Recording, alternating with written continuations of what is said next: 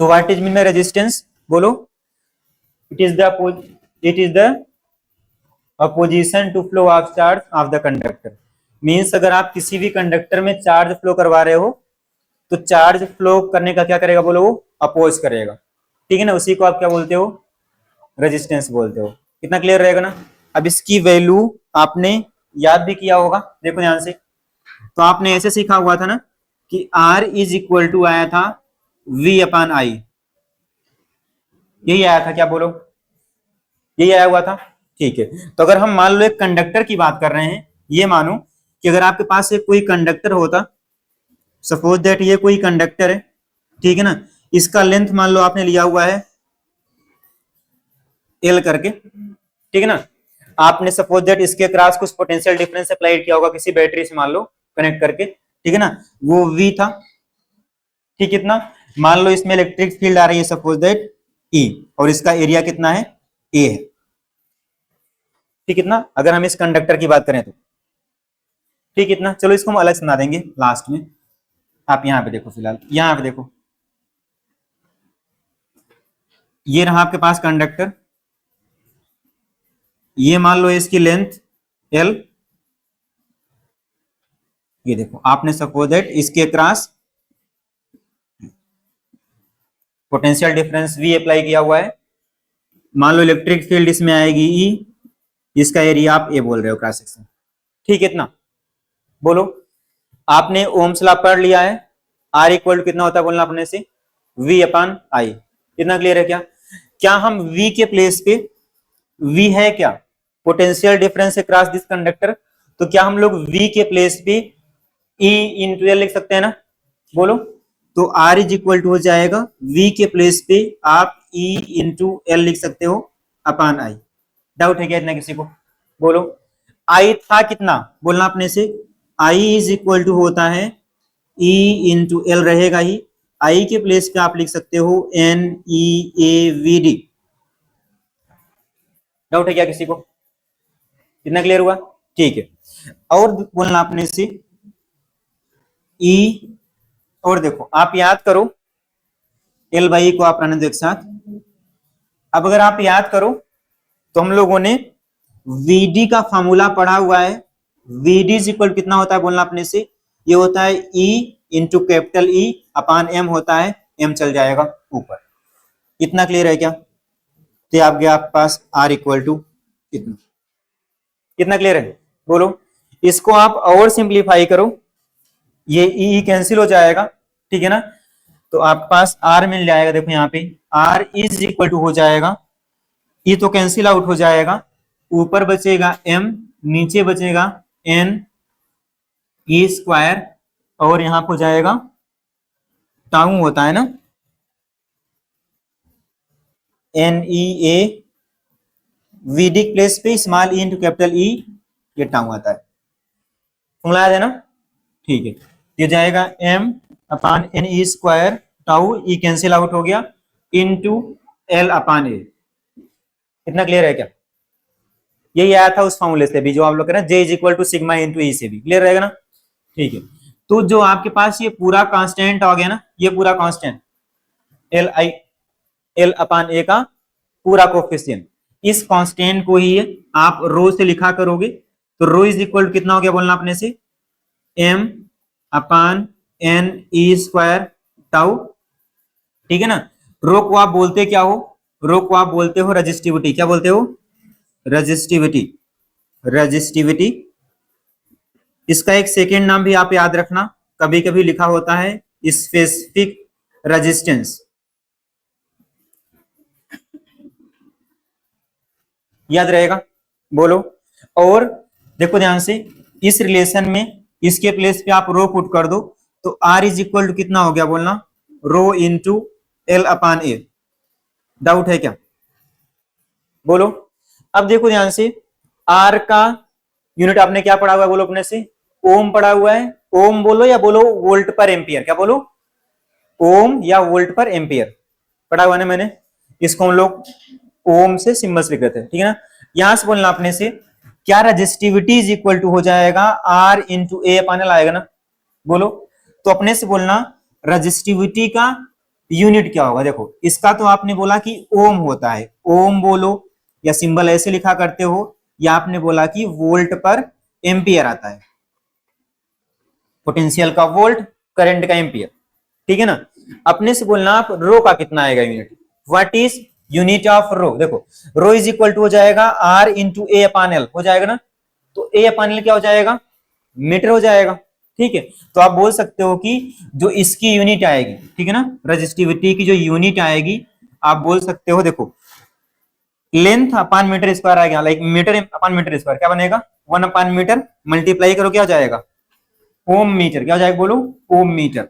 तो इसका यूनिट क्या आएगा, ओम मीटर, सिंबल में हम लोग ऐसे से लिखा करेंगे। डाउट है क्या किसी को, याद रहेगा इतना। तो रेजिस्टेंस का हो गया कितना बोलो अपने से, ओम या वोल्ट पर एम्पियर, ठीक है ना। What is unit of resistivity, ohm metre, आएगी कितना रेजिस्टिविटी यहां से निकाल सकते हो आप, रो इज इक्वल टू जाएगा R into A upon L, ठीक है ना। तो आप रेजिस्टिविटी को डिफाइन भी कर सकते हो, what is resistivity, it is the resistance of any conductor, ठीक है ना, जिसका लेंथ क्या हो यूनिट और एरिया भी क्या हो यूनिट ही हो। क्लियर रहेगा ना, याद रहेगा सबको, यूनिट प्लीज आप याद रखना, ये फॉर्मूला बहुत इंपॉर्टेंट है, ठीक है, इतना याद रहेगा ना। अब आपने एक टर्म और डिफाइन किया हुआ था अगर आपको याद हो, उसको हम लोग बोल रहे थे कंडक्टिविटी, क्या बोल रहे थे, कंडक्टिविटी। तो कंडक्टिविटी भी आप याद रखोगे, कंडक्टिविटी हम लोग बोल रहे थे सिग्मा से, याद आया। और कंडक्टिविटी होता क्या है, 1 upon resistivity, like 1 upon resistivity is called conductivity, या बोल सकते हो कि reciprocal, reciprocal of conductivity, reciprocal of conductivity is called as resistivity. तो सिग्मा इज इक्वल टू आप बोल सकते हो 1 अपान रो, ठीक है। अपने से बोलना इसका यूनिट कितना आएगा, रो का तो हो गया ओम मीटर, इसका क्या हो जाएगा बोलो, ओम मीटर का इनवर्स, जिसको आप मोहो बोल रहे थे, आप सीमेंस बोल रहे थे, ठीक है ना, याद रहेगा सबको, बोलो। तो आप इसका लिख सकते हो, यूनिट हो जाएगा इसका, यूनिट हो जाएगा ओम मीटर का इनवर्स, और मोह, और इसमें किसी को डाउट है क्या, बोलो। तो आपके पास यहां से रिजल्ट क्या मिला, आपके पास यहां से रिजल्ट ये मिला कि जो रेजिस्टेंस होता है, ठीक है ना, at constant temperature, temperature change नहीं हो रहा हो, तो वो प्रोपोर्शनल होगा लेंथ के, और इनवर्सली प्रोपोर्शनल क्या होगा बोलो, एरिया के। इतना क्लियर रहेगा क्या। और एक चीज आप याद रखना, एक क्वेश्चन में आता है कि जो रजिस्टिविटी होती है ना, जो रजिस्टिविटी, लाइक ऐसे आप बोल सकते हो कि रजिस्टिविटी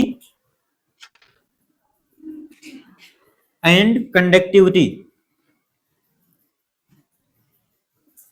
जो रजिस्टिविटी और कंडक्टिविटी होती है किसी भी मटेरियल की, ठीक है ना, किसी भी कंडक्टर की, does not depend, does not depends,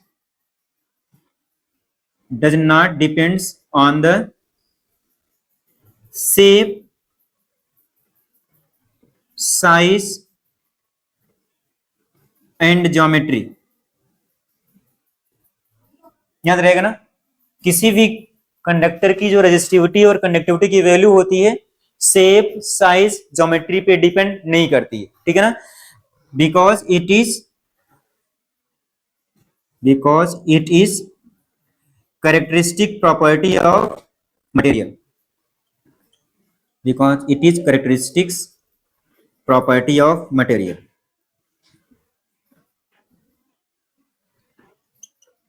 कहने का मतलब ये है कि ये उस मटेरियल की ही प्रॉपर्टी होती है। अगर एक कंडक्टर आपके पास कॉपर का है तो फिक्स वैल्यू होगी, कितने भी शेप साइज ज्योमेट्री का फर्क नहीं पड़ता, क्लियर रहेगा ना। एल्यूमिनियम का है तो उसकी एक फिक्स वैल्यू होगी, साइज से मतलब नहीं है, ठीक है ना। आयरन का होगा उसकी एक फिक्स रेजिस्टिविटी कंडक्टिविटी होगी, शेप से मतलब नहीं है, क्लियर रहेगा ना, कितना बड़ा शेप हो कैसे साइज हो, क्लियर रहेगा। इसको आप लिख लो, फिर आगे बढ़ते हैं, पूरा लिख लो एक बार आप, ये फॉर्मूला याद करना है प्लीज, ठीक है ना, रिमेंबर दिस।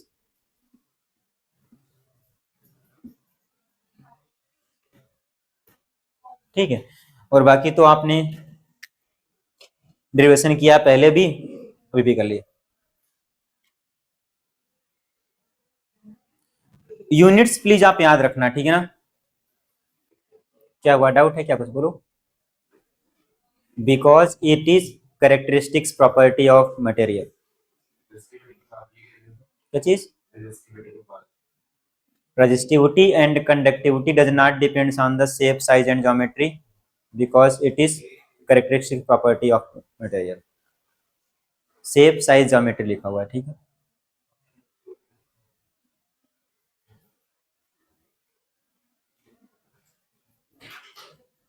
वहां पे स्पेलिंग गलती हो गई क्या? हाँ, यहाँ पे थोड़ा सा कट गया, ठीक है। रेजिस्टेंस एंड कंडक्टिविटी हो गया सभी का, बोलो हो गया ना। चलो आगे बढ़े हम लोग। चलो नेक्स्ट हेडिंग आप लिखो। लिख गया सभी का, बोलो।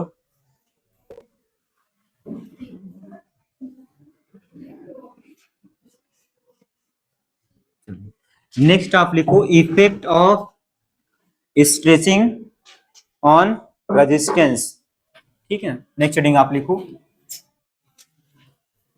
Effect of stretching. वैसे आप खुद से कर भी पाओगे बट हम रिवाइज कर दे रहे हैं जस्ट, ठीक है ना। Effect of stretching on resistance मतलब अगर हम किसी वायर को स्ट्रेच करें तो उसके रेजिस्टेंस पे कैसा इफेक्ट आएगा, ठीक है ना। चेंज कैसे आप निकालोगे वही से हम लोग बात करेंगे यहाँ पे, ठीक है ना। पहले यहाँ पे देख लो फिर लिखना। देखो आपके पास मान लो कोई भी एक कंडक्टर है, ये रहा आपके पास कंडक्टर, ठीक है ना। ये कोई भी कंडक्टर है, मान लो कि इसकी लेंथ पहले L1 थी बिफोर स्ट्रेचिंग, और इसका एरिया कितना है बोलो क्रॉस सेक्शनल, मान लो कि A1। L1 is length, A1 is cross sectional area. इतना क्लियर रहेगा ना। अब आपने क्या किया, सपोज दैट किसी फोर्स से मान लो इसको स्ट्रेच कर दिया। स्ट्रेच मींस होता है लेंथ को बढ़ाना, ठीक है ना।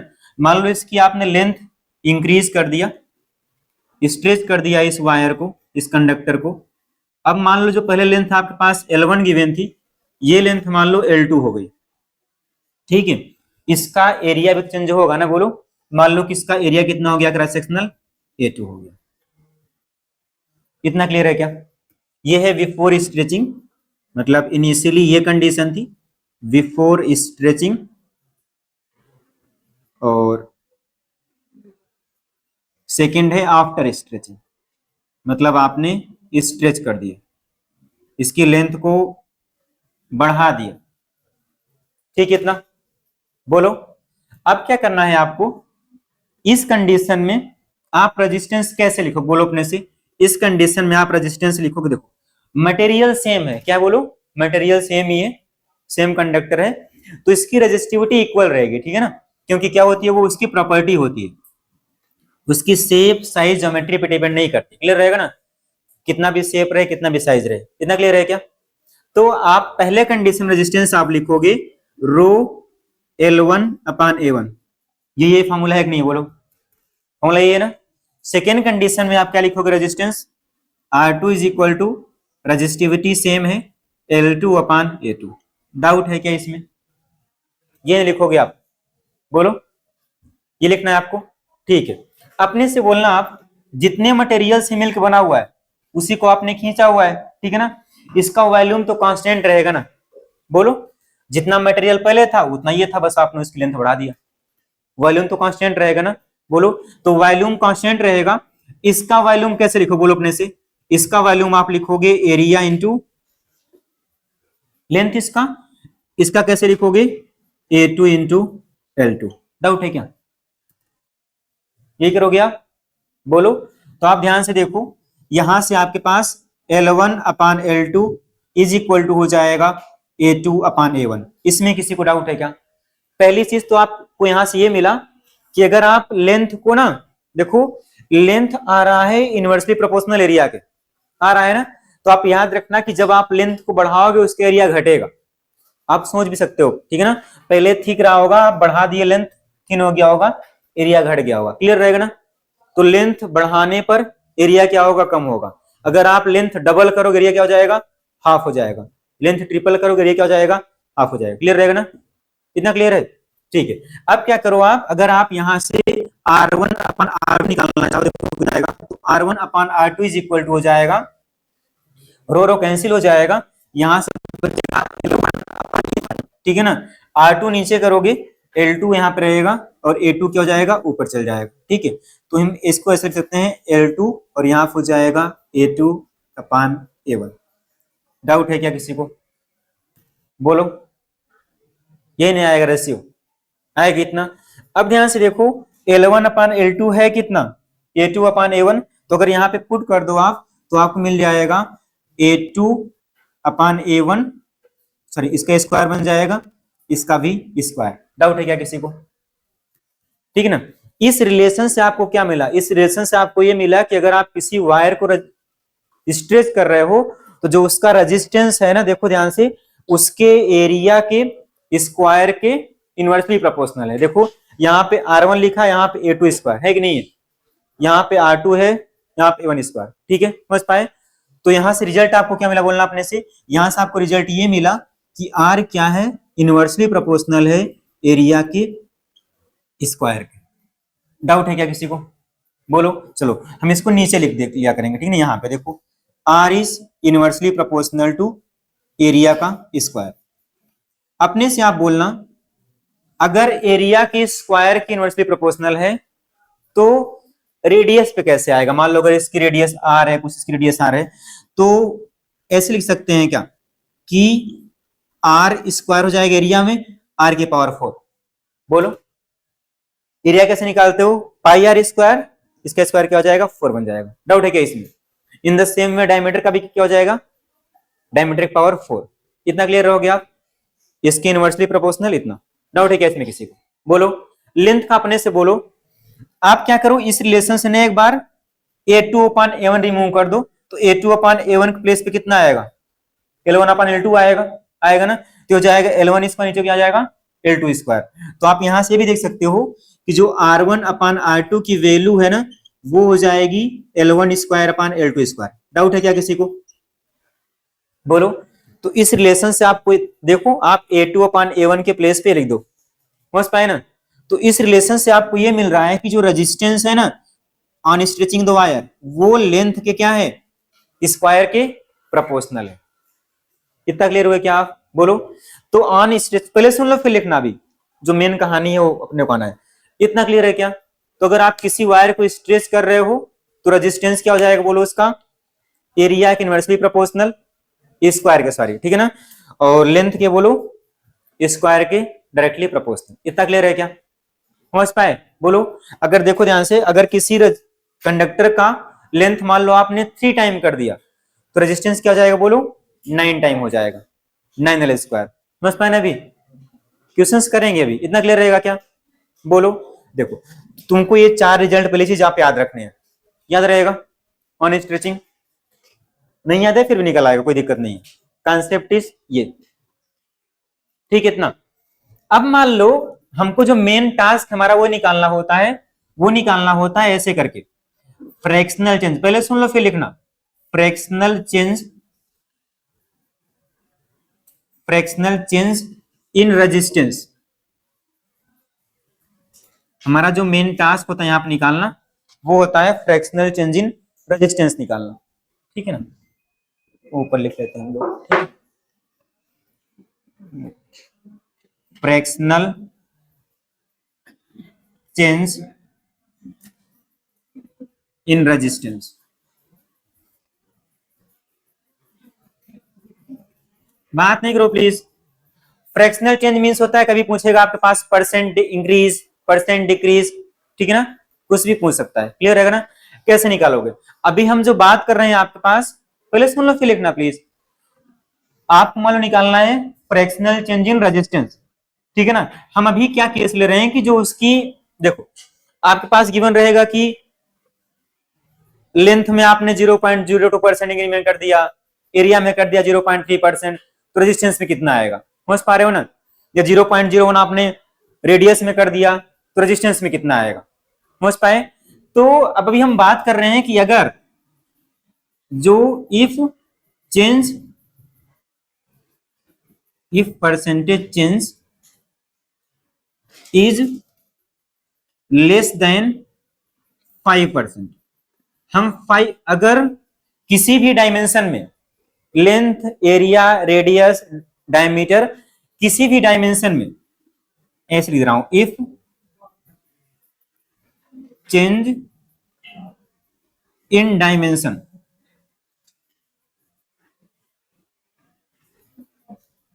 इफ चेंज इन डायमेंशन, पहले सुन लो प्लीज फिर लिखना, डायमेंशन इज लेस देन 5%, जो भी डायमेंशन है, डायमेंशन मींस लेंथ बोले, एरिया बोले, रेडियस बोले, डायमीटर बोले, उसमें चेंज कितना की मैंने बोलो, फ्रैक्शनल चेंज 5% से कम दिया हुआ है। परसेंट चेंज क्या है बोलो, 5% से कम है। इतना क्लियर है?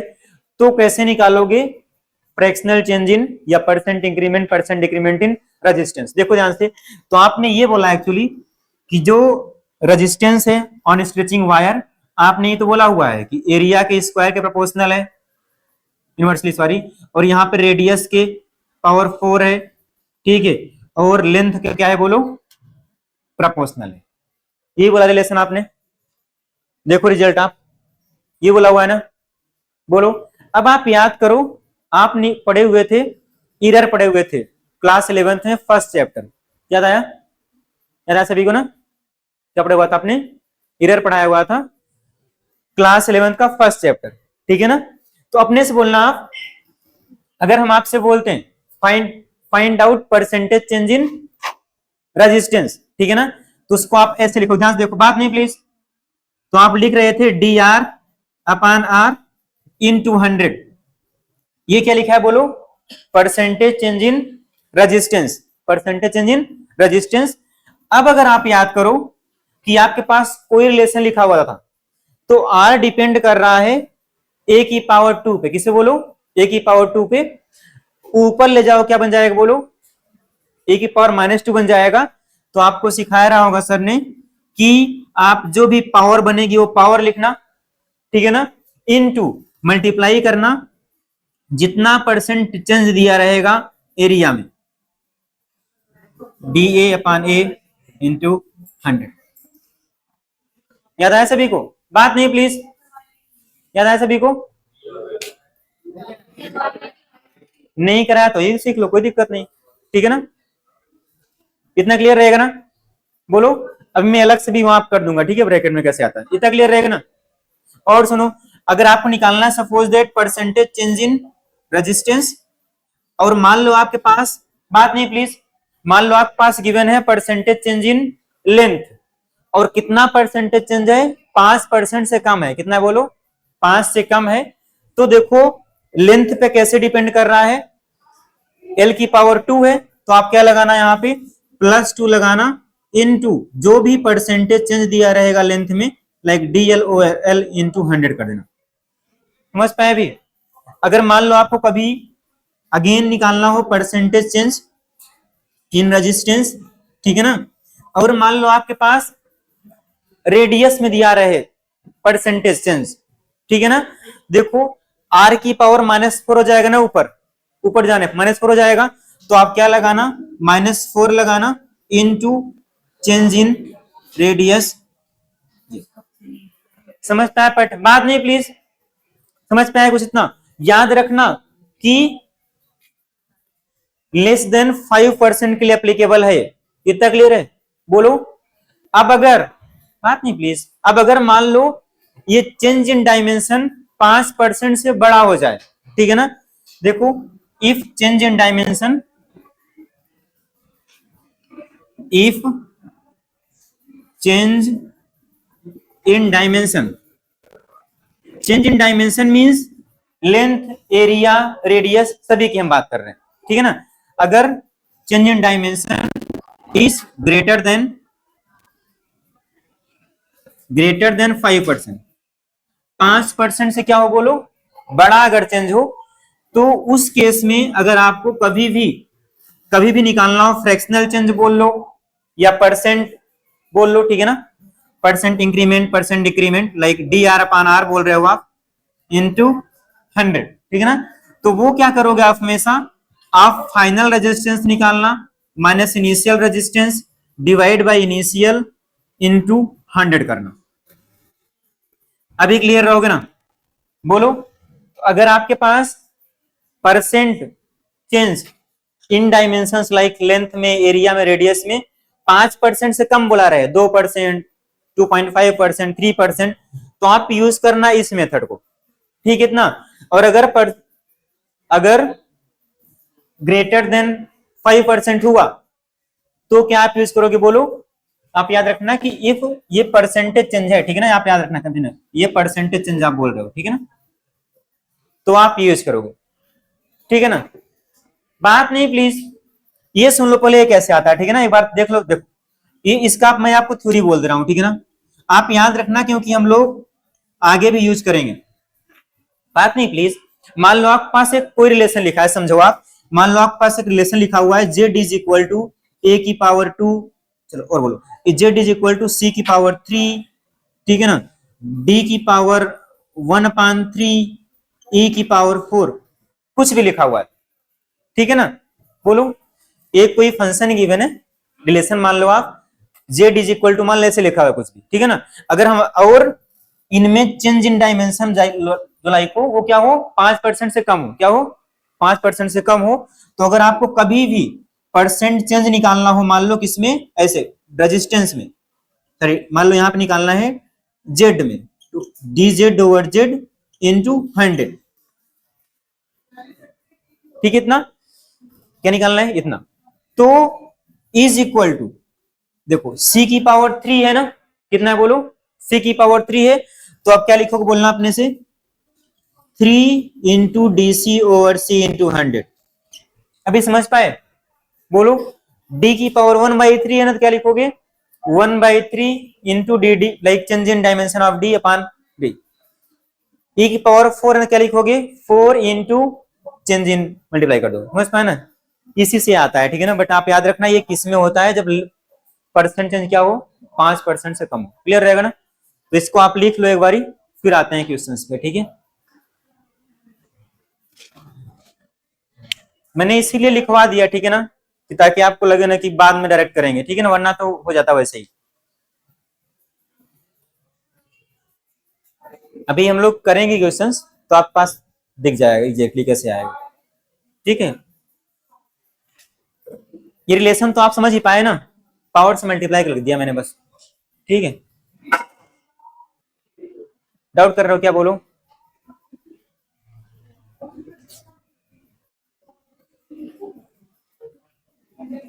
यहां से आप याद रख लो, ठीक है ना, पावर से मल्टीप्लाई करना है, याद रहेगा ना, कंफ्यूज नहीं होना।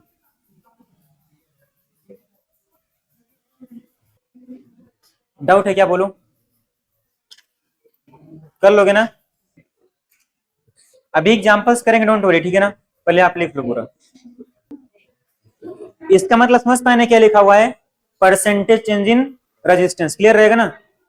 बोलो, आप मेंशन करना प्लीज, ठीक है ना, ये लिखा है परसेंटेज चेंज इन रेजिस्टेंस।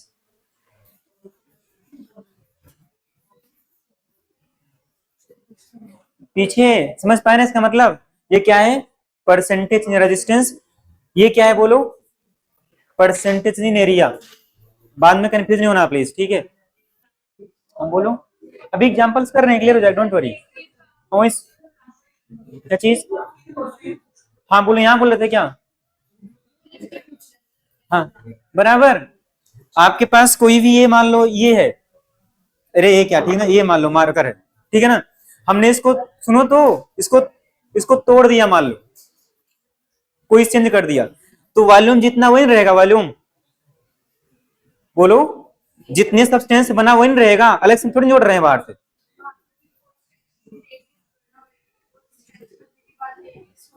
हे भगवान, वॉल्यूम मीन्स क्या होता है, बोलो क्या होता है, डेंसिटी इक्वल टू होता है मास अपान वॉल्यूम, होता है ना। वॉल्यूम क्या हो गया बोलो, मास अपान डेंसिटी, हो गया ना। हम इसमें मास कुछ नहीं जोड़ रहे हैं, सब्सटेंस का डेंसिटी भी सेम है, मास भी सेम, वॉल्यूम क्या रहेगा बोलो, ये चीज, वो आप ये समझो इतना यार तुम लोग, जितना पहले सब्सटेंस था, सुनो पहले, जितना पहले सब्सटेंस था ठीक है ना, उतना ही सब्सटेंस अब भी आपके पास है, बस उसको आपने खींच करके बड़ा कर दिया। समझ तो पा रहे हो ना, दोनों का सब्सटेंस सेम है, लाइक कितना अमाउंट सेम है, तो मास सेम है, डेंसिटी सेम है, कैसे ही बनाओ आप, चाहे यू शेप करो, वी शेप करो, बड़ा करो, छोटा करो, उतना ही रहेगा वाली। ठीक है ना, बाद में करेंगे, ठीक है ना, आपको इसको ट्रेंगल बना दोगे आप, फ्री वॉल्यूम सेम रहेगा। ठीक है ना, क्वेश्चन आएगा वहां पे 6 पार्ट 7 पार्ट कर देगा, बट वॉल्यूम सेम रहेगा। हो गया सभी का?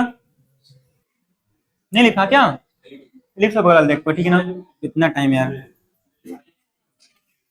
जल्दी लिखो प्लीज, इतना टाइम नहीं, ठीक है, तो बैठे रहते हो।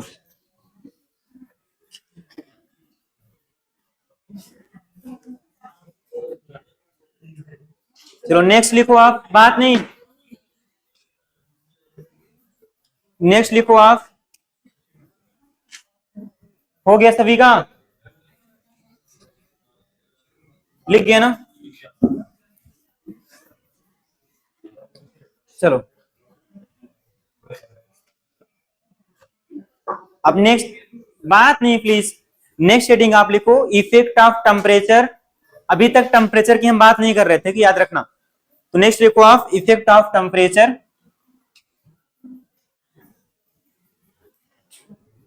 Effect of temperature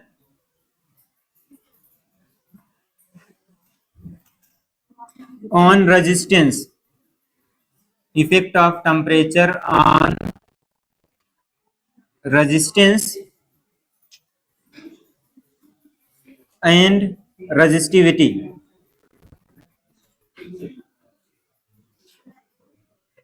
Effect of temperature on resistance and resistivity. बात नहीं please, effect of temperature on resistance and resistivity. ठीक है ना, पहले रेजिस्टेंस का लिखते हैं, तो आप ये मान लो, पहले सुन लो फिर लिखना, लेट एट 0 डिग्री सेल्सियस, मतलब 0 डिग्री सेल्सियस पे हम बोल रहे हैं कि रेजिस्टेंस कितना है, बोलो आर नॉट है। What is R naught? Resistance of the conductor at 0 degree Celsius. इतना क्लियर है? फिर आपने मान लो कुछ टेम्परेचर बढ़ा दिया, ठीक है ना, मान लो 0 से आपने टेम्परेचर को T डिग्री सेल्सियस कर दिया बढ़ा के, ठीक है, तो हम ऐसे बोल दे रहे हैं कि जो उसका रेजिस्टेंस हो गया वो सपोज दैट हो गया आर, आर टी बोल रहे हैं ऐसे करके। आर टी क्या बोलो? रेजिस्टेंस एट एनी टेम्परेचर, बात नहीं please, resistance at any temperature T. इतना क्लियर रहेगा क्या? बोलो। तो इसका एक रिलेशन आता है सिंपल सा, आप याद रखना, वो याद रखना ही पड़ेगा। R T like temperature, sorry resistance at any temperature T, वो इज इक्वल टू हो जाएगा जो भी आपके पास यहाँ पे इनिशियल रेजिस्टेंस रहेगा लाइक 0 डिग्री सेल्सियस पे 1 प्लस एल्फा, एल्फा आएगा, और यहाँ पे आता है चेंज इन टेम्परेचर, क्या आएगा बोलना अपने से? Change in temperature. ठीक है ना, तो अगर आप मान लो कि यहाँ पे टेम्परेचर टी नॉट बोल रहे हो, ठीक है ना, तो यहाँ पे टी क्या हो जाएगा, यहाँ पे टी माइनस टी नॉट, समझ पाए? चलो यहाँ पे बोल रहा हूँ, मान लो टी नॉट आप बोल रहे हो, टी नॉट मीन्स मान लो कि 0 डिग्री सेल्सियस है, कुछ भी हो सकता है, क्लियर रहेगा? तो R T is equal to like जब आपने टेम्परेचर इंक्रीज कर दिया तब का रेजिस्टेंस, ठीक है ना, is equal to initial resistance bracket में आएगा 1 plus alpha into change in temperature. ठीक है ना, इसको आप ऐसे भी लिख सकते हो, R T is equal to initial resistance 1 plus alpha change in temperature, कैसे आप लिखोगे? फाइनल माइनस इनिशियल, क्या लिखोगे आप? Final temperature minus initial temperature, clear रहेगा ना? तो फाइनल माइनस इनिशियल तो हो जाएगा टी माइनस टी नॉट, समझ पाए ना? तो अब याद रखना कि इनिशियल टेम्परेचर 0 डिग्री सेल्सियस के अलावा कुछ और भी हो सकता है, क्लियर रहेगा ना? हो सकता है कि पहले 10 रहा हो बाद में 20 कर दिया हो, समझ पाए? तो एट 20 डिग्री सेल्सियस कैसे लिखोगे आप? R T is equal to initial 1 plus alpha change in temperature, समझ तो पाए क्या? तो ये एक तो आप रिलेशन बिल्कुल ही आप याद रखोगे, याद रहेगा। ठीक है। अब देखो यहाँ पे एक एल्फा टर्म आ रहा होगा। एल्फा को हम लोग क्या बोलते हैं? एल्फा को हम लोग बोलते हैं temperature coefficient of, temperature coefficient, temperature coefficient of resistance. क्या बोलते हैं बोलो? Temperature coefficient of resistance. कितना क्लियर रहेगा ना? अच्छा, एल्फा का यूनिट क्या आएगा? कौन बोलेगा? बोलना अपने से। What is unit of alpha? बात नहीं प्लीज। एल्फा का यूनिट कौन बोलेगा? जल्दी बोलो। आपने पढ़ा होगा ना?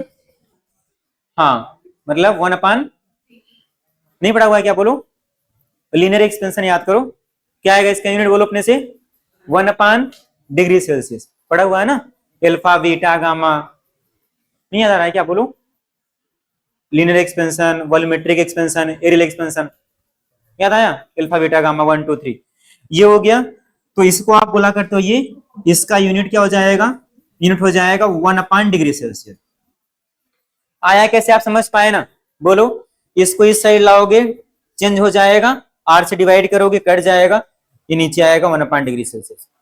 ठीक, इतना बोलो। In the same way resistivity का भी ऐसे ही होता है, ठीक है ना? कि लेट एट टी नॉट, मान लो कि रेजिस्टिविटी मटेरियल की रो नॉट है, तो एट टी डिग्री सेल्सियस मान लो। अगर आपने टेम्परेचर बढ़ा दिया बाद में, ठीक है, टेम्परेचर आपने बढ़ा दिया, तो रेजिस्टिविटी सपोज दैट हो गई रो टी। ठीक है, तो resistivity at any temperature T, उसको भी आप लिख सकते हो इनिशियल रेजिस्टिविटी, और ब्रैकेट में आएगा 1 प्लस एल्फा और change in temperature like T minus T not. ये हो गया।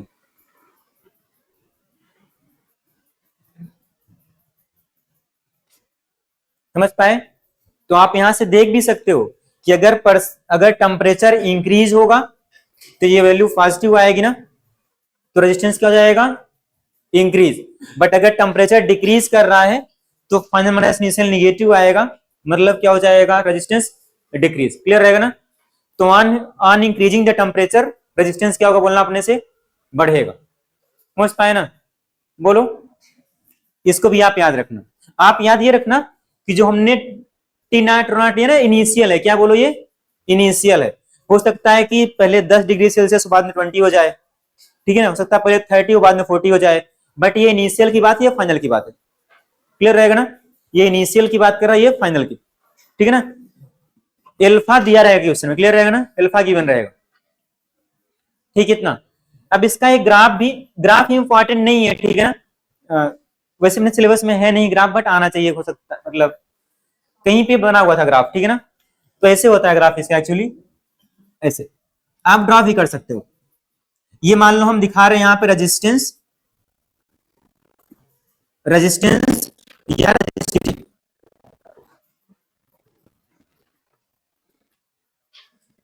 चलो शॉर्ट फॉर्म लिखते हैं, सिंबल में लिखते हैं। मान लो हम y पे दिखा रहे हैं रेजिस्टेंस या रेजिस्टिविटी को, r या रेजिस्टिविटी, ठीक है ना? यहाँ पे हम दिखाते हैं टेम्परेचर का, दोनों का सेम ही आता है, ठीक है ना? टेम्परेचर दिखा रहे हैं सपोज दैट डिग्री सेल्सियस, ठीक है ना? तो एक कहीं पे ग्राफ ऐसे बना होता है, आई थिंक प्रीवियस ईयर में है, आईटी बहुत पहले, ठीक है ना? तो वहां से देखा था। तो ऐसे कुछ ग्राफ होता है, एक ये होता है ग्राफ,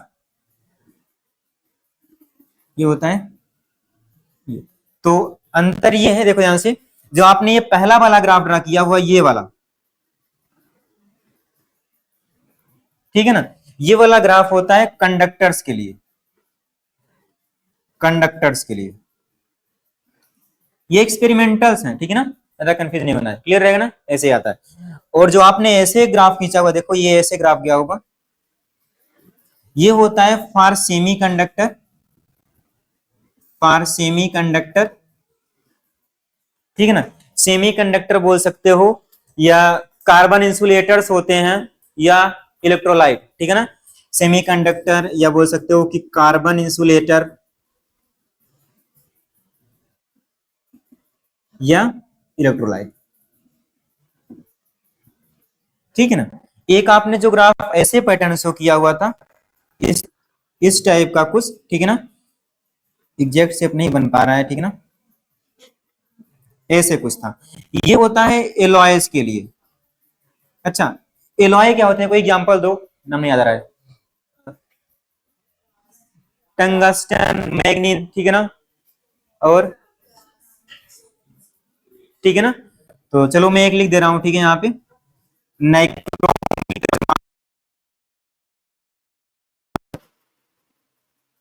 ठीक है ना। तो इसको आप याद कर सकना तो आप याद रखना, वरना कोई बात नहीं, ठीक है ना, कंफ्यूज नहीं होना, ठीक है ना।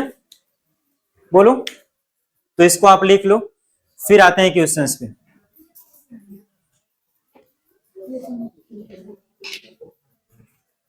लिख जाए तो बोलना, ठीक है ना, फिर हम लोग एग्जांपल्स पे आते हैं।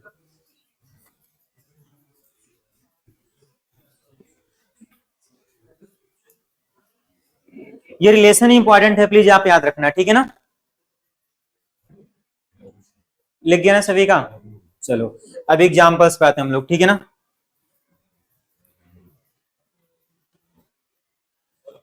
हाँ बोलो, नहीं लिखा क्या अभी? थोड़ा स्पीड बढ़ाओ ताकि कुछ काम हो पाए आगे, ठीक है। हो जाए तो बोलना आप, ठीक है। क्या चीज बोलो यहाँ पे? ये ये एग्जांपल दिया आपने, लिख लो, नाइक्रोम, मैग्नीन, टंगस्टन, और कोई बोल दो अपने से जो याद हो, ठीक है ना। कोई भी एलॉय हो सकती है।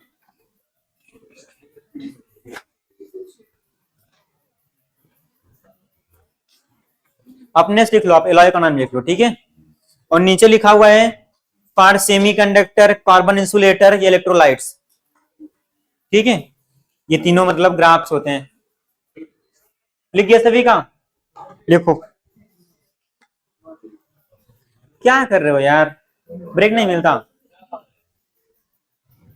आप मेरे से आधे घंटे पहले छुट्टी लेना, आराम से खा लेना बैठ के, फिर पढ़ाई करना। बंद करो उसको। हम पहले खुद ही छोड़ देते हैं यार, आधे घंटे पहले। आप बोलना मेरे को लंच करना, मैं बोल दूंगा जाओ कर लो बाहर बैठ, कोई दिक्कत नहीं। चलो क्वेश्चन लिखो, लिखो एग्जाम्पल फर्स्ट लिखो।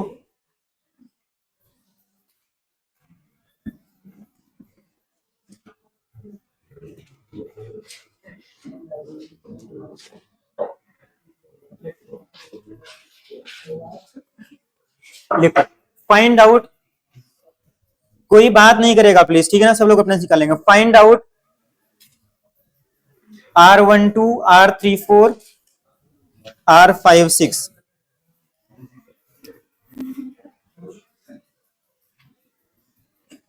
Find out,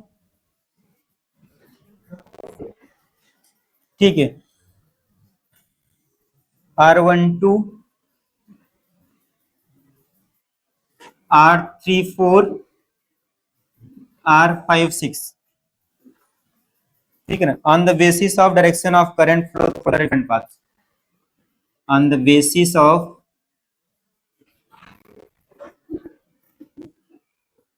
on the basis of current flow through the different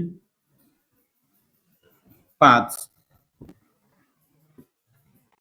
ठीक है, सबसे बेसिक है। आपके पास मान लो, आपके पास ये कोई भी एक पैरेललोपिप्ड है, ठीक है, इसको आप बोलते हो पैरेललोपिप्ड।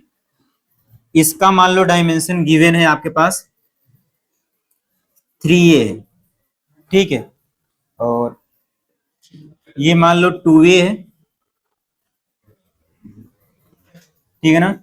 ऊपर का डायमेंशन कितना है बोलना? a है,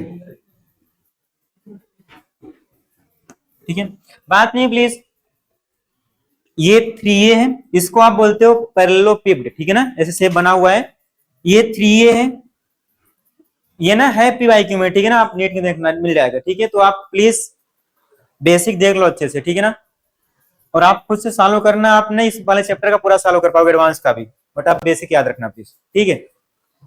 ये 3a है, ये 2a है, ये a है, ठीक है। इतना आपके पास जो पॉइंट मेंशन है 1 और 3 ऐसे हैं, मतलब 1/3 ये है, 1/3, ठीक है इतना। तो पहला आपको रेजिस्टेंस चाहिए, सॉरी 1/3 नहीं मेंशन है क्या इसमें, ये 1/2 है।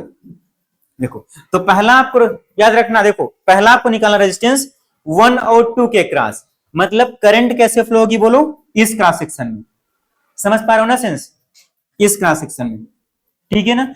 सेकंड आपके पास बोला हुआ है 3 और 4, तो 3 और 4 ऊपर वाले फेस पे 3 है पॉइंट और 4 है नीचे वाले फेस पे, मतलब करंट ऐसे फ्लो करेगी, डाउनवर्ड, वर्टिकली डाउनवर्ड अपवर्ड, समझ पाए ना, ऊपर और नीचे का फेस। ये हो गए इधर अपोजिट फेसेस, ये ऊपर नीचे के फेसेस, ठीक है ना। और थर्ड जो आपके पास निकालना है 4 और सॉरी 6 और 5, 6 और 5 इसके पैरेलल है, ठीक है ना, ये इसके पैरेलल, आप ये समझो यहां पे आपके पास 6 मेंशन है, यहां पे मेंशन है आपके पास 5, समझ पाए। और इसकी रजिस्टिविटी आप अपने से मान लो कि नहीं गिवन है ना, मान लो कि इसकी रजिस्टिविटी कितना है बोलो, रो है, तो आप ब्रैकेट में चाहे तो मेंशन कर लेना कि रजिस्टिविटी रो दिया हुआ है, ब्रैकेट में आप लिख लो, ठीक है ना।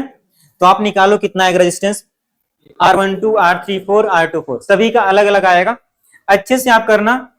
आप जब सुन लो पहले, जो आप फॉर्मूला आप लिखते हो ना, आप लिखते हो R is equal to rho into L upon A, क्या लिखते हो, R is equal to rho into L upon A, L होती है वह लेंथ जहां से चार्ज या करंट फ्लो करती है, एरिया वह होता है जो करंट एरिया को क्रॉस करती है, समझ पाए ना, जिस एरिया को करंट क्रॉस करेगी, क्लियर रहेगा ना।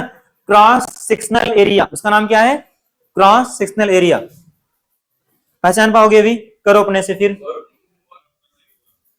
क्या बोलना है, यही बना हुआ है, ठीक है ना, ऐसे पॉइंट दिया, निकालना रेजिस्टेंस निकालना है, वही बस पॉइंट है, एक ये पॉइंट, एक पॉइंट, ये पॉइंट, ये पॉइंट, ये पॉइंट, बस ऐसे डायग्राम बना हुआ है क्वेश्चन में, ठीक है। बात नहीं करो प्लीज, चलो स्टेक ट्राई करो अपने खुद से, फिर हम लोग करते हैं साथ में।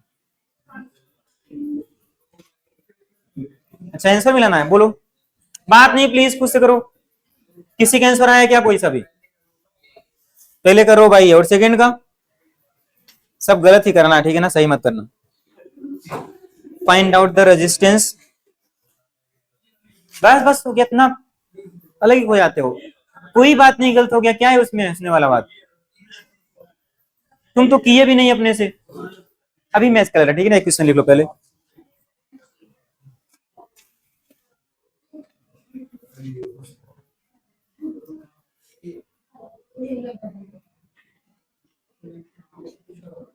Find out the resistance of, जब करोगे नहीं तो गलती कहां से होगा, ठीक है ना, एक सेकंड मैच कर रहा हूँ, find out the resistance,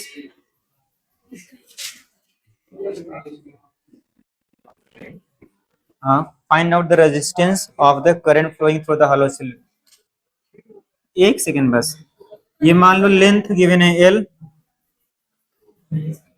inner इसका रेडियस दिया हुआ है R1 और आउटर रेडियस है इसका R2,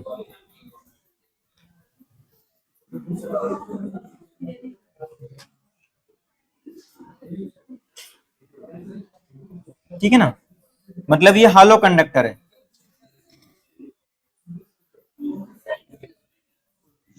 चलो शांत रहो प्लीज, अभी बोलो आंसर पहले का,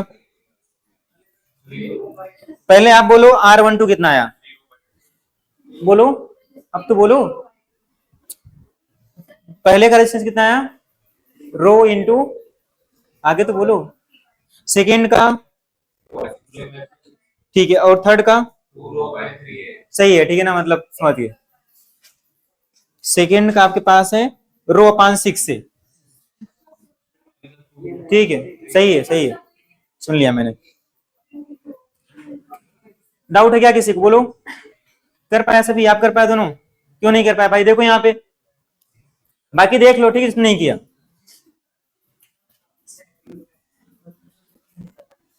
फॉर्मूला आप याद करो, R इज इक्वल टू होता है रो इंटू एल बाई, यही होता है ना, एल क्या होता है, बोलो अपने से, कौन सी लेंथ, जितने से फ्लो करेगा ना करंट। और ए क्या होता है, क्रॉस सेक्शनल एरिया। कौन सा area, cross sectional area. Cross sectional means जिस एरिया को करंट क्रॉस करे, क्रॉस करना चाहिए। क्लियर है इतना। अब सुनो अपने से, हमको निकालना है पहला R12, ये करना है। फॉर्मूला क्या है, रो इनटू लेंथ। तो R is equal to like R12 is equal to हो गया, कितना है, रो तो रो ही दिया हुआ है, इनटू क्या आता है बोलो अपने से, लेंथ आती है। ध्यान सुनना भी फिर करना, कितने लेंथ को क्रॉस करेगा, 1 से 2 जाएगा तो बोलो, डाउट है क्या इसमें, 3A, उसने 3A क्रॉस किया। डाउट है किसी को, बोलो अपने से बोलना आप, कितने एरिया को क्रॉस करेगा, क्रॉस सेक्शनल एरिया कितना आएगा, बोलो तुम बोलो, समझ पाने कैसे आएगा, कैसे आएगा बोलो अपने से। ये तो हो गया बेस 2A इंटू ए। डाउट है क्या किसी को, बोलो, तो जाएगा 2A इंटू ए। अभी कर पाओगे ना, 2A स्क्वायर हो जाएगा, ए कट जाएगा, ठीक है। तो कितना हो जाएगा बोलना, 3 रो इंटू 3/2A, 3 रो/2A। ये आया था क्या, ये आया था ना, डाउट है क्या, समझ पाए ना। लेंथ लेना है जिसमें करंट का, देखो आप यहां से यहां निकाल रहे हो, लेंथ कितना हो गई L। एरिया आता है जिस एरिया को करंट क्रॉस करे, समझ पा रहे हो ना। तो देखो ध्यान से, तो क्रॉस किसको करेगा, वो जो ये पूरा एरिया बनेगा, समझ पाए ना, ये वाला एरिया, समझ पाए भी। चलो अब इन द सेम वे अपने से बोलो आप R34, R34 बोलो, आप बोलो अपने से, नहीं तुम बोलो, मत बोलो, तुम खड़े जाओ एक सेकंड, वहीं बैठ के बोलो आप, R34, 34 कितना है बोलो।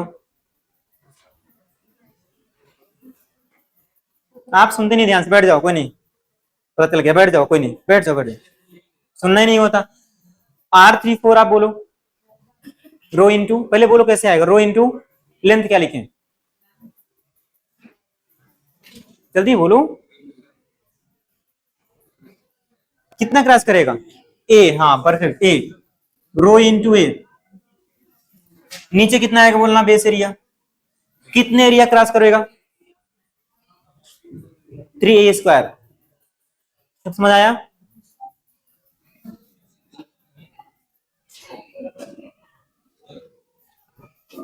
सॉरी ठीक है ना यार, यहाँ पे देखो, यहाँ पे ए, सुनो, ए तो ये हो गया ना, इसके परपेंडिकुलर क्या बचेगा, 2A इंटू 3A। ए तो देखो ना, ये कोई कंडक्टर है भाई, ऐसे जा रहे हो ना आप, लेंथ तो ये हो गई 3A हो गई ना, इसके परपेंडिकुलर क्या बचा, ये बचा, ये बचा। अब आप जब यहाँ पे आए तो लेंथ आपने एक आया हुआ है, इसके परपेंडिकुलर क्या बचेगा, 2A इंटू 3A, ये तो आपने चला ही हुआ है डायरेक्शन में, ठीक है ना, अभी समझ पाए। तो जाएगा 2A इंटू 3A, तो कितना हो जाएगा बोलना, ए कट कट जाएगा, रो/6 से, सबका ये हुआ था।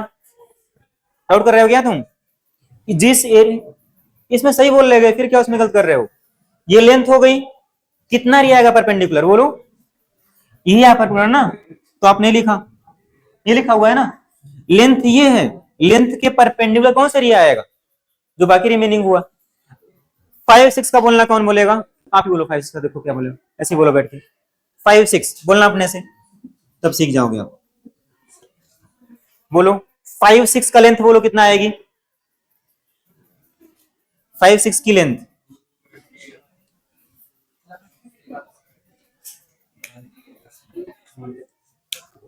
बोलो आप बोलो, इसमें कितना आएगी लेंथ 5-6 की, कितना आएगी लेंथ,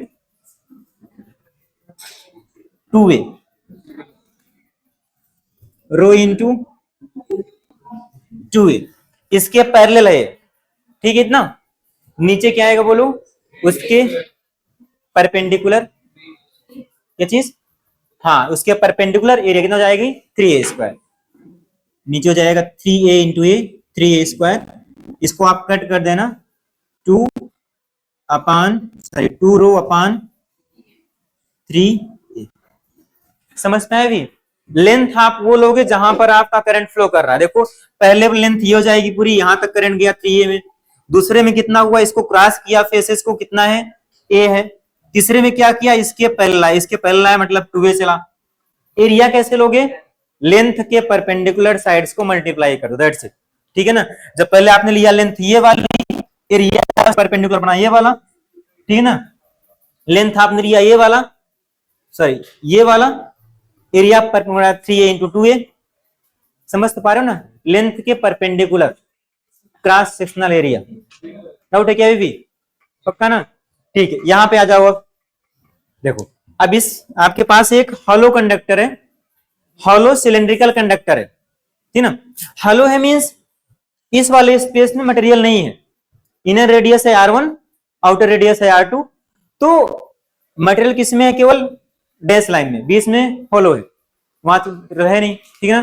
तो रेजिस्टेंस, अगेन रेजिस्टिविटी रो गिवन है, रेजिस्टेंस का फॉर्मूला क्या होता है, R इज इक्वल टू होता है रो इंटू एल अपान एरिया, कौन से एरिया, क्रॉस सेक्शनल एरिया, ये होता है ना, करंट ऐसे फ्लो करेगी, ये पूरा परपेंडिकुलर आएगा एरिया, ठीक है। कैसे लिखोगे, रो तो यहाँ पे रो ही है, कितने लेंथ क्रॉस किया इसने, यहाँ पे लेंथ एल ही मेंशन है, तो आपने एल लिखा, नीचे होता है एरिया, कितने एरिया में करंट फ्लो की बोलो अपने से, यहां तो मटेरियल है ही नहीं, ये पूरा एरिया आएगा पाई R2 स्क्वायर, बात नहीं, पूरा आएगा पाई R2 स्क्वायर, और पाई R1 स्क्वायर एरिया में तो कुछ है ही नहीं, तो क्या करेंगे, उसको माइनस कर देंगे, तो क्या हो जाएगा एरिया प्लेस पे, पाई R2 square minus pi R1 square, इसको आप लिख सकते हो रो इंटू एल अपान, ये हो जाएगा पाई ब्रैकेट में R2 square minus R1 square. Doubt है क्या किसी के इसमें, लेंथ में गया एल, एरिया में कितना गया, यहां पर कुछ था ही नहीं, पूरा एरिया है पाई R2 स्क्वायर, ये है पाई R1 स्क्वायर, इसमें से पूरा आप निकाल दो अंदर वाला, पूरा ही बचेगा डैश वाला एरिया, समझ पाए, निकाल लोगे ना, ठीक है। थर्ड लिखो,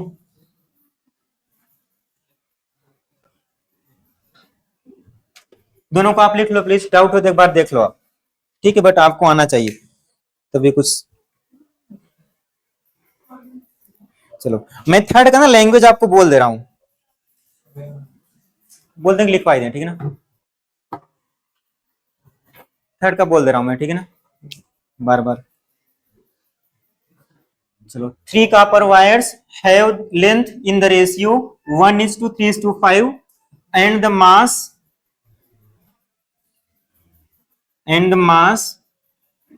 ऐसे लिखो, मास से लिखो, and the masses in the ratio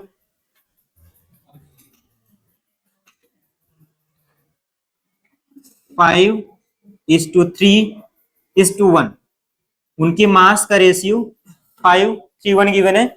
then find out ratio of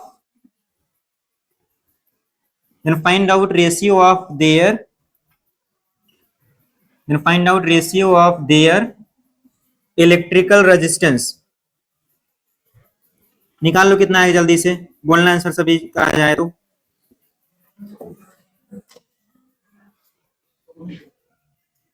बोलो कितना आएगा, ठीक है ना, 5:3:1, अच्छा यहाँ पे उल्टा गिवन था, ठीक है ना, चलो ऐसे कर लो आंसर मैच करने के लिए, यहाँ पे 5:3:1 कर लो, ठीक है ना, यहाँ पे 1:3:5 कर लो, कैलकुलेशन इजी बनेगा, ठीक है ना।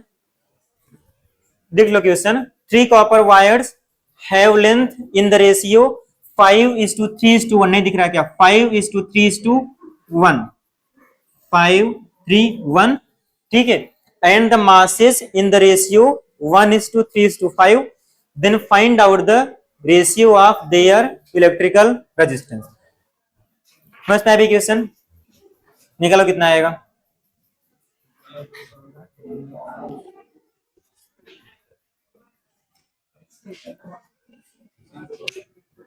ये सभी का हो गया था ना, ये क्वेश्चन हो गया सभी का ना, दोनों हो गए ना सभी के, आंसर बोलना कितना आएगा, ठीक है, आंसर पूछ रहे हो क्या, आंसर आएगा 125:15:1 15:1, wire is stressed such that a wire is stretched such that its radius is decreased by 3%. Its radius is decreased by 3%. ठीक है. Find out percentage change in its resistance. Find out percentage change in its resistance. बोलो बोलो कितना है तुम्हारा. पहले आप बोलो अपने से. 125 बोलो आगे. 125:15:1.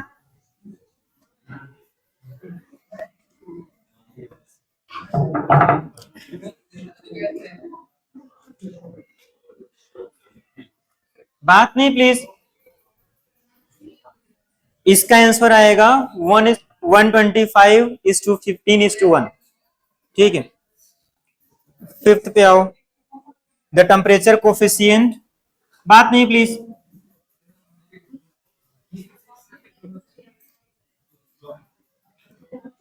The temperature coefficient of resistance of a wire. The temperature coefficient of resistance of a wire is 0.00125. बात नहीं प्लीज. पर degree Celsius at 300 Kelvin, at 300 Kelvin, its resistance is 1 ohm. Then find out the temperature at which the resistance becomes 2 ohm.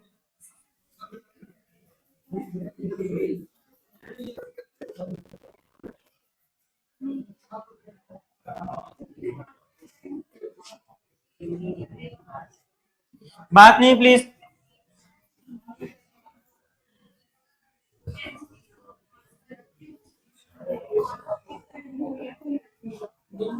चलो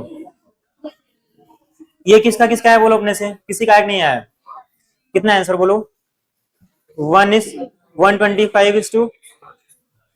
हाँ सही है. 125:15:1. ठीक है ना. आ गया आपका. आया करो तब आएगा ना. पीछे किया किसी ने. देखो यहाँ पे आपके पास 2 कॉपर वायर हैं. सॉरी 3 कॉपर वायर हैं. ठीक है ना. देखो पहले सुन लो यार प्लीज. 3 कॉपर वायर है मतलब कॉपर वायर की बात कर रहा है. समझ पाए. उनका लेंथ का रेशियो दिया हुआ है. तो मान लो कि पहले का लेंथ L1, दूसरे का लेंथ L2, तीसरे का L3. उनका रेशियो गिवन है 5:3:1. ये दिया हुआ है ना. बोलो. और दिया हुआ है कि जो उनके मास होते हैं 1:3:5 में है. लाइक मास का रेशियो M1, N2, M3 बोल दो आप. वो गिवन है 1:3:5. ये दिया हुआ है ना. बोलो. अब आपको रेजिस्टेंस कंपैरिजन करना है. क्या करना है बोलो. रेजिस्टेंस का रेशियो निकालना है. ठीक है ना. तो आप पहले का रेजिस्टेंस कैसे लिखोगे. आप लिखोगे रो. मान लो उसका रेजिस्टिविटी तो फिक्स ही रहेगा. कॉपर वायर है तो तीनों में तो आएगा वही रो करके. वो तो कैंसिल हो जाएगा. ठीक है ना. बचेगा सिर्फ कितना बोलो. रो L1/A1, रो L2/A2. तीन होएगा तीनों का. आप ये समझो अगर आपको निकालना है उनके इलेक्ट्रिकल रेजिस्टेंस का रेशियो. मान लो कि R1, R2, R3 उनके रेजिस्टेंसेस. तो आप पहले का लिखते हैं ऐसे रो L1/A1, दूसरे का आप लिखते हैं रो L2/A2, तीसरे का आप लिखते रो L2 अपान सॉरी रो L3 अपान, इसमें डाउट कर रहे हो क्या? बोलो। रो तो सेम ही रहेगा, ठीक है ना, कॉपर वायर की बात कर रहा है, ठीक है। रो को आप निकाल दो, हटा दो।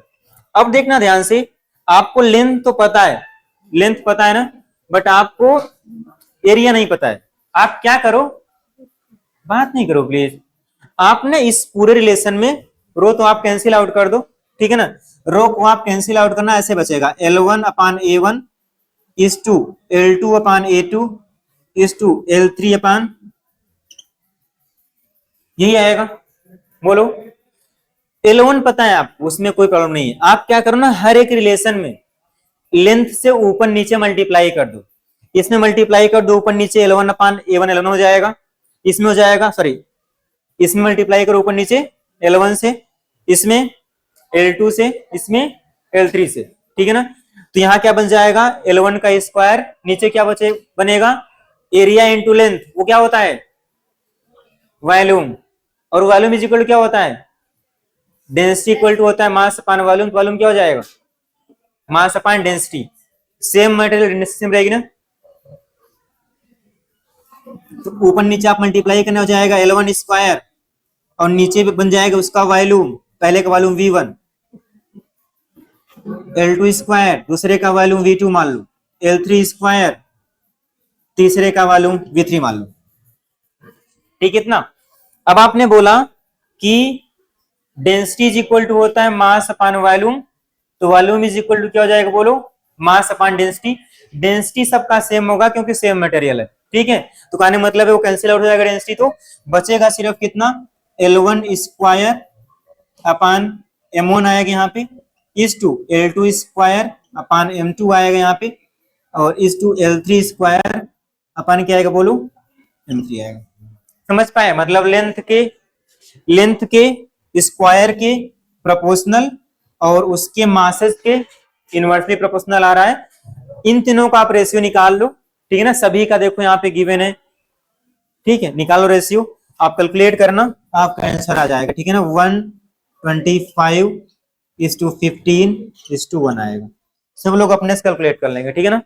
लेंथ का रेशियो आप जानते हो, इसका बोलो कितना आएगा, नो, अभी तो सिखाया था मैंने फॉर्मूला। देखो फॉर्मूला क्या मैंने लिखवाया था, याद करो फॉर्मूला, पीछे पलटो, देखो फॉर्मूला देखो पहले।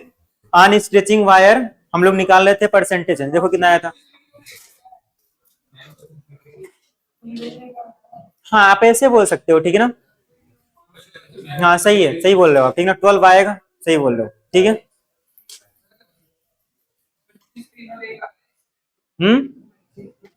जो भी ये नहीं आ रहा है क्या आंसर, बोलो, आ जा रहा है ना, कैलकुलेट करना आप प्लीज अपने से, ठीक है ना।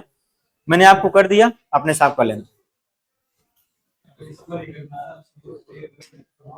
यूनिवर्सली प्रोपोर्शनल है, सब लोग कर लोगे ना, डिवाइड करना है बस इसमें। चलो सेकंड में आओ, बोलो कितना है सेकंड का आंसर,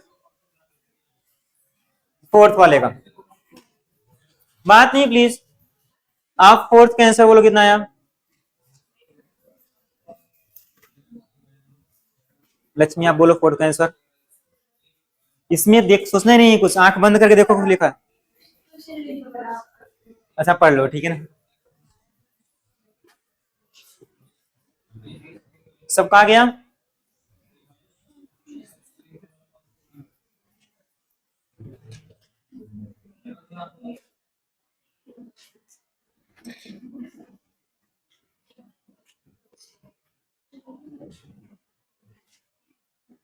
अभी आप याद करो एक रिलेशन। आपने बोला हुआ था कि रेजिस्टेंस जो था एक वायर के स्ट्रेच करने पे एरिया के स्क्वायर के इनवर्सली प्रोपोर्शनल आया था, और रेडियस के पावर 4 आया था। हाँ सही है, ये आया था ना। तो आपने बोला हुआ था कि अगर हमको निकालना हो परसेंटेज इंक्रीमेंट या परसेंटेज डिक्रीमेंट इन रेजिस्टेंस, आप ऐसे लिखोगे।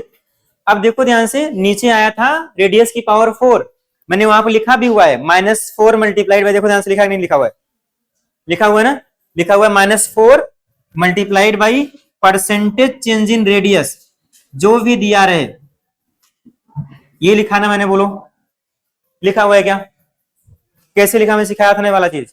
बोलो। अब देखो ध्यान से, आपके पास गिवन क्या है, डिक्रीज इन रेडियस दिया हुआ है। क्या दिया है बोलो, डिक्रीज इन रेडियस। कितना परसेंट, 3%। क्या 3% 5% से कम है ना, तो हम ये यूज कर सकते हैं।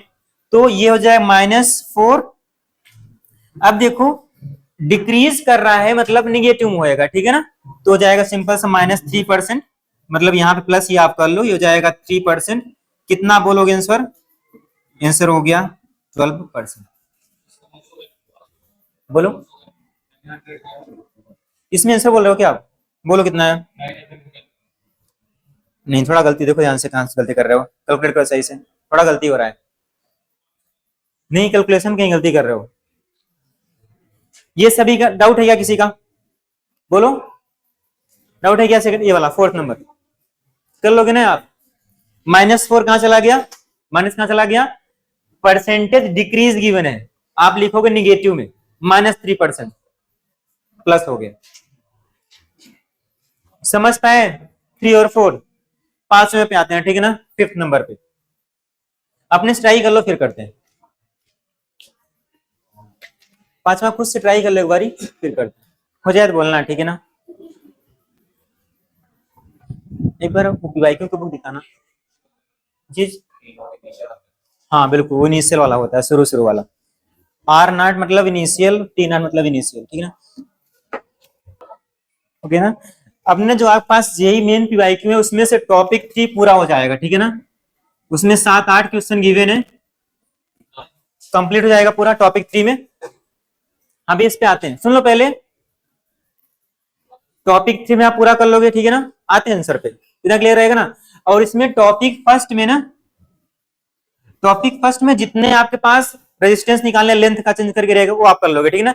इसमें टॉपिक फर्स्ट में इक्विवेलेंट वाला आप छोड़ देना, ठीक है ना, जहां आप लिखा है इक्विवेलेंट रेजिस्टेंस निकालना है, क्लियर रहेगा ना। वो एक क्लास करेंगे, कल हो जाएगा, समझ पाए ना अभी।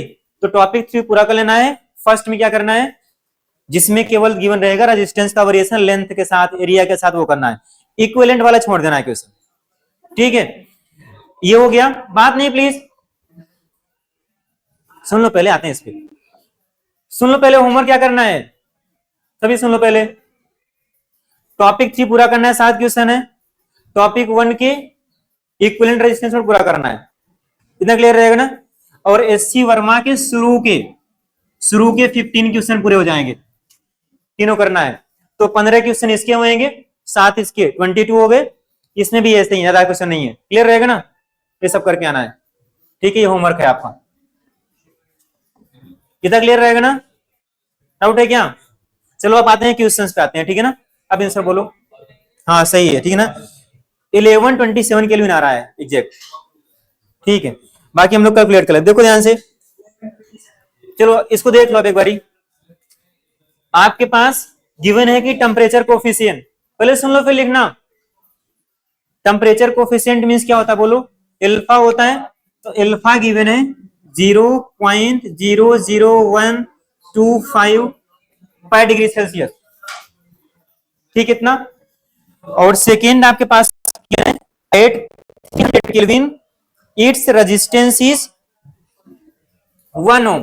तो आप क्या करो, देखो ध्यान से, ये पर डिग्री सेल्सियस में गिवन है ना, आप केल्विन को भी आप डिग्री सेल्सियस में कर लो, वरना इसको करना पड़ेगा, ठीक है ना, वो आसान पड़ जाएगा। तो कितना केल्विन बोलो, 300 केल्विन है। तो 300 केल्विन में से ना आप 273 माइनस कर दो, 27 डिग्री सेल्सियस आएगा। इसमें किसी को डाउट है क्या, टेम्परेचर डिग्री सेल्सियस में कर लो, क्योंकि अल्फा इसमें गिवन है। इसको कन्वर्ट करोगे डिफिकल्ट पड़ जाएगा, फिर इजी पड़ जाएगा। इतना क्लियर है, ये हो गया।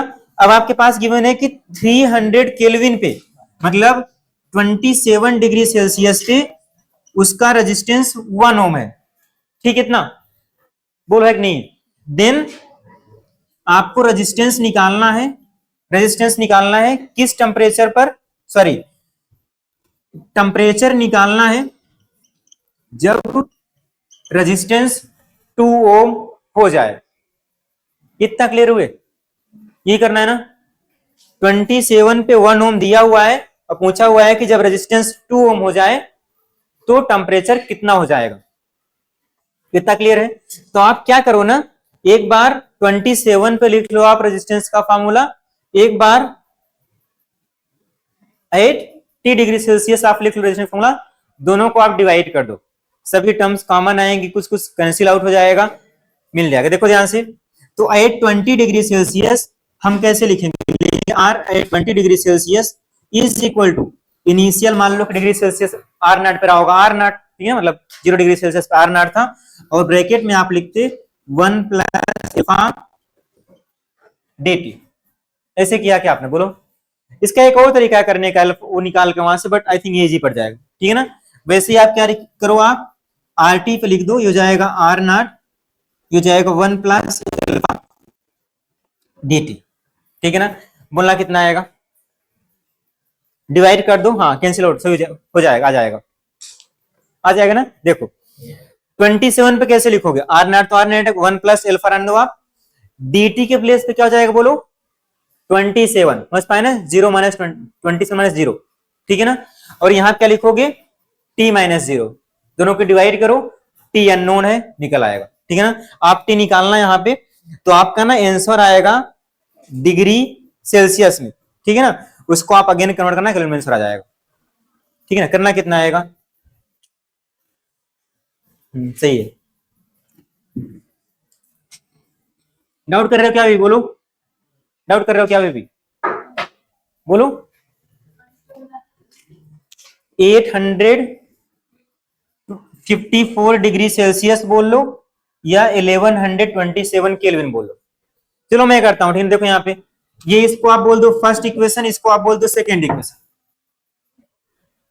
ठीक है। इतना देखो, दोनों को आप डिवाइड कर दो, तो ये हो जाएगा लाइक इक्वेशन 1 को 2 से आप डिवाइड करो, तो हो जाएगा R27 अपान RT, ये सेकेंड अपान फर्स्ट करते हैं, ठीक है ना, तो इतना कॉम्प्लेक्स होना, ये करो आप, तो RT लेफ्ट साइड आएगा RT अपान R27, यही आएगा ना, बोलो। अब राइट साइड जाओ, आर नॉट मतलब 0 डिग्री होता है, उसको आप कैंसिल आउट हो जाएगा, ठीक है, डिवाइड करने पे, उसको हटा दो आप, ठीक है ना। बचेगा क्या, देखो यहां से 1 प्लस एल्फा। अब देखो आप 27 पे लिख रहे हो, तो टेम्परेचर का चेंज कितना आएगा, 0 से 27 हो गया, मतलब कितना हो गया बोलो, 27, तो आपने यहां पर लिखा इंटू 27 डिग्री सेल्सियस, ठीक है, इतना डिग्री सेल्सियस। अपान सेकेंड पे आओ, 1 प्लस एल्फा dt आप कर रहे हो ना। dt कितना आएगा सेकंड केस में, पहले था 0, अब कितना हो गया, मान लो t हो गया, कितना हो गया, t हो गया, तो क्या लिख दोगे आप, 1 प्लस एल्फा t। डाउट है क्या किसी को, बोलो, डाउट है क्या, अब बोलो। आर नॉट क्या होता है बोलो, मतलब ये क्या होता है, इनिशियल रिफरेंस आप बोल सकते हो, क्या होता है वो, रिफरेंस होता है। इतना क्लियर है, बोलो। डिवाइड कर दिया, आ गया, समझ तो पाए ना। जब आप 27 पे लिख रहे हो, तो 0 से आपने 27 चला गया, 27 का चेंज आया। आप टी पे लिख रहे हो, 0 से आप टी टेम्परेचर कर दिए होंगे, आपका ये आ गया। डाउट है क्या किसी को, बोलो। अब आर एट टी कहां गया, क्वेश्चन कहां गया, हाँ, आर एट टी गिवन है 2 ओम, आर एट 27 गिवन है 1 ओम, ठीक है ना।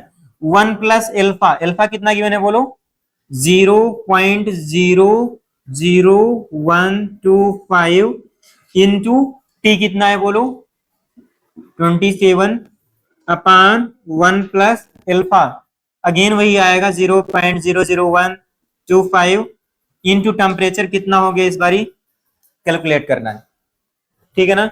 इसको क्रॉस मल्टीप्लाई करना, सोल्यूशन करना अपने से, ठीक है ना।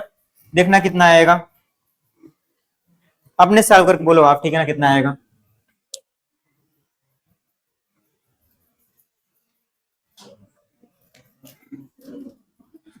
$854 आ रहा है, ठीक है ना। आप कैलकुलेटर लेकर कैलकुलेट कर लो, या इतना, और इसी को आप 273 ऐड कर दो, ये ऐसे वो जाएगा केल्विन में, ठीक है ना। तो देखो कितना आ रहा है, मैच कर रहा है क्या, ये कैलकुलेट कर लो आप। R27 कितना गिवन था, अच्छा 1 दी, हम RT अपान, अच्छा उल्टा लिख दिया मैंने, ठीक है ना। यहाँ पे आप 1/2 कर लो, ठीक है ना, ये आ जाएगा। इसमें आप 273 ऐड कर देना, ठीक है ना। आई थिंक इसका आंसर आ जाएगा 11 लाइक 1127 केल्विन,